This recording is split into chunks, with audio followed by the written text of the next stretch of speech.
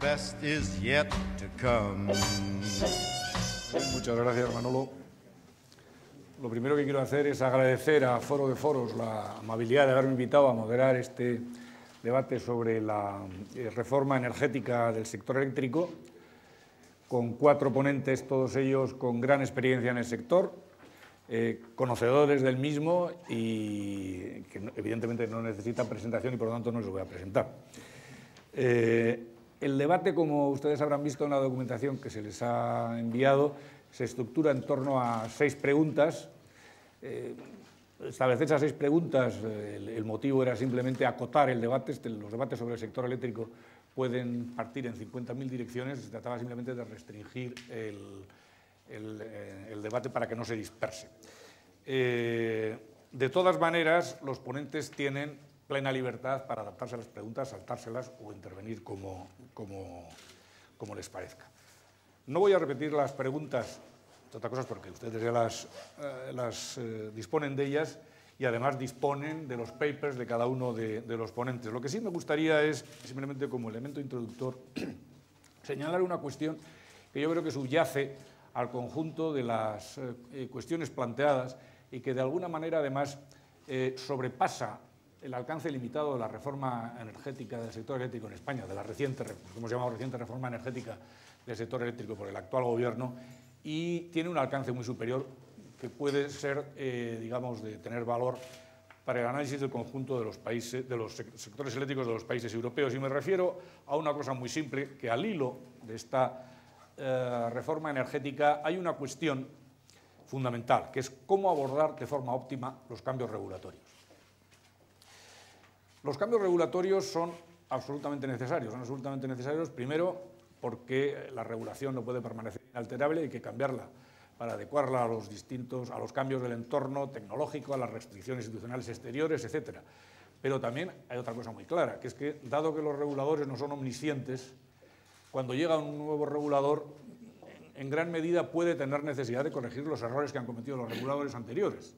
Sería absurdo pensar que a lo largo de toda una historia de la regulación no se cometen errores y, por lo tanto, no hay necesidad de corregirlos. Por lo tanto, la variabilidad regulatoria, que sería la primera medida del riesgo regulatorio, es absolutamente inevitable. No se puede tener un sistema regulatorio, un marco regulatorio, que hay 2 tipos de cambio. Uno, el marco regulatorio en conjunto, y otro, los cambios regulatorios puntuales dentro de ese marco. Bueno, esos 2 tipos de cambios y, por lo tanto, la variabilidad del marco regulatorio o de la situación de la regulación es inevitable.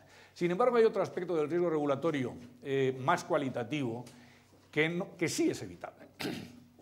¿Y qué es evitable? Pues es evitable que los operadores y los inversores perciban que los cambios regulatorios son modificaciones regulatorias ad hoc para hacer frente a problemas puntuales. Que esos cambios regulatorios sean contradictorios entre sí. Que no sean consistentes con ningún planteamiento global y general. Que en última instancia el inversor o el operador los perciba como el fruto de lo que se conoce, quitándole el elemento más peyorativo, como oportunismo regulatorio, es decir, como el intento del regulador de extraer, teniendo en cuenta que el sector eléctrico es un sector con costes hundidos muy elevados, la tendencia que puede tener el regulador a extraer rentas o no rentas generadas por un sector que ha hecho ya una parte muy importante de sus inversiones fijas. Para ello, digamos, para evitar este riesgo regulatorio, este segundo aspecto del riesgo regulatorio evitable, en mi opinión, ¿cómo deben plantearse los cambios? Pues, en primer lugar, deben ser coherentes con una línea de política energética explicitada. De ahí la otra pregunta que se hace posteriormente de ¿convendría resucitar los planes energéticos o otra variante de los planes energéticos?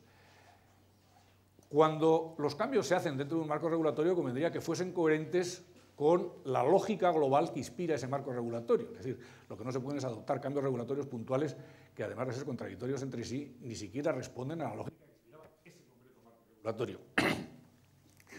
Es decir, de alguna manera, si existe una lógica que debe ir detrás de los necesarios cambios regulatorios, quiere decir que estos cambios son potencialmente anticipables por los inversores. Los cambios deben estar claramente fundamentados. Se debe explicar por qué se hacen y a qué lógica responden. y en última instancia no deben afectar de forma sensible a la credibilidad del regulador. Esto tenemos un ejemplo en el Reino Unido. El Reino Unido ha cambiado de marco regulatorio más veces que en España. Ha cambiado desde que liberalizaron el sector eléctrico, cambió el marco regulatorio una vez con el sistema NETA y lo está cambiando otra vez. Cambios, además, relativamente significativos. ¿El inversor percibe un alto riesgo regulatorio en el Reino Unido? Pues no percibe un riesgo regulatorio, pero como he dicho, el riesgo regulatorio es inherente a la necesidad de cambios. Pero como los cambios regulatorios se han producido bien explicados, como plasmación de una política energética coherente, y aunque el último, por ejemplo, ha sido ampliamente criticado, pero responde también a un planteamiento de política energética muy coherente y, por lo tanto, ese segundo aspecto del riesgo regulatorio está corregido. Esto es tanto más importante, cómo se plantean los cambios regulatorios, cuando es previsible que debamos no solo cambiar puntualmente de aspectos de la regulación, sino que es previsible que tengamos que cambiar de paradigma regulatorio, del paradigma regulatorio en el que vivimos, que es el de la ley de 1997, y en Europa el plasmado en las directivas 2003-2009 de mercado interior. ¿Por qué? Y eso también el Reino Unido nos anticipa un poco. Cuando se introducen masivamente tecnologías descarbonizadoras, o únicamente tecnologías descarbonizadoras prácticamente, para cumplir con objetivos ambiciosos de descarbonización, pues hay que introducir las tecnologías renovables con una tarifa, aunque sea a través de un mecanismo de contratos por diferencia, energía nuclear no con una tarifa, pero con un precio a largo plazo garantizado.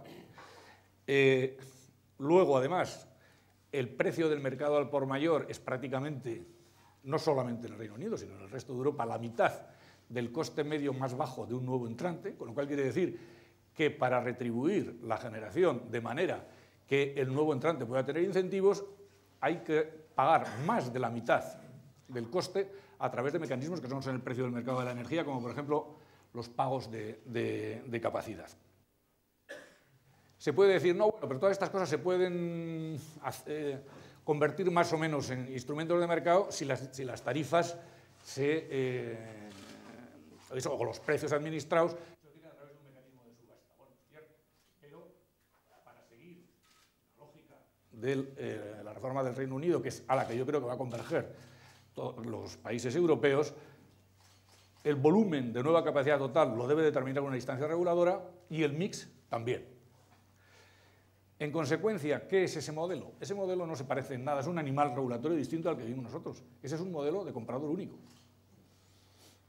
Y el modelo de comprador único, bueno, será criticable o no criticable, pero la lógica de un objetivo radical de descarbonización conduce a un modelo parecido al británico, digamos, de comprador único, que es un paradigma regulatorio muy diferente del que vivimos nosotros. Y esto es un mensaje no solamente, no me estoy refiriendo solo para España, yo creo que esto es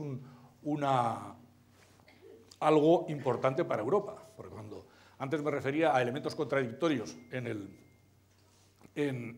los cambios regulatorios, en el ejemplo de iniciativas contradictorias más típico es la Unión Europea. La Unión Europea, entre las iniciativas que provienen de la Dirección General de la Competencia y Mercado Interior, por un lado, o las que provienen de la Directiva de Cambio Climático de Energía, por otro, son sistemáticamente contradictorias. El cambio de paradigma, aún más, si pensamos, y antes estábamos discutiendo de esto, si pensamos a muy largo plazo en un sector eléctrico plenamente descarbonizado, sobre todo en base a renovables, con una pequeña parte de utilización, por ejemplo, del gas para potencia backup, eso es un sector donde prácticamente el coste de combustible se ha sustituido por coste de capital, prácticamente en su totalidad. Es decir, es un sector en el cual prácticamente no hay costes variables, no hay costes de combustible, la totalidad son costes fijos.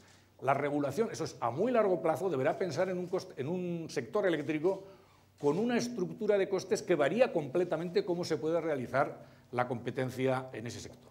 Por supuesto que hay otros elementos añadidos a esto, como es el desarrollo de las redes inteligentes o el de la expansión de las TIC, que podrían revertir esa tendencia que en estos momentos se está convergiendo hacia modelos más regulados, podría revertir hacia modelos de mayor competencia si, por ejemplo, la gestión de la demanda se puede hacer más sofisticada, etc. Pero bueno, en cualquier caso, lo que creo es que habrá otro segundo cambio regulatorio, otro cambio de paradigma regulatorio que debería irse anticipando. De ahí, como digo, las dos preguntas últimas que se hacen ¿sería interesante que hubiese de nuevo planes energéticos? El único plan energético explícito que hubo en España es el del año 91. Luego ha habido planificación energética, pues las redes, por ejemplo, se planifican y se aprobaban administrativamente. Pero si realmente vamos a un modelo eléctrico en el cual hay que aprobar también el volumen de capacidad total y el mix, esto quiere decir que hay que añadir a los planes que en estos momentos se están aprobando un suplemento, entre comillas, regulado, que debería ser objeto de un plan energético. Además de lo que ya me refería, es importante que exista un compromiso político claro del Gobierno de cuáles son sus objetivos a medio y largo plazo en el sector eléctrico y a qué lógica va a responder y, por lo tanto, a qué se tiene que sentir comprometido cuando adopte medidas regulatorias concretas el Gobierno. Bueno, como no sé si he respetado más o menos bien el tiempo, de hecho, además, a mí no me correspondía, a los que corresponde intervenir y dar sus opiniones es a los ponentes. Yo debería haber sido más neutral de lo que he sido. The best is yet to come.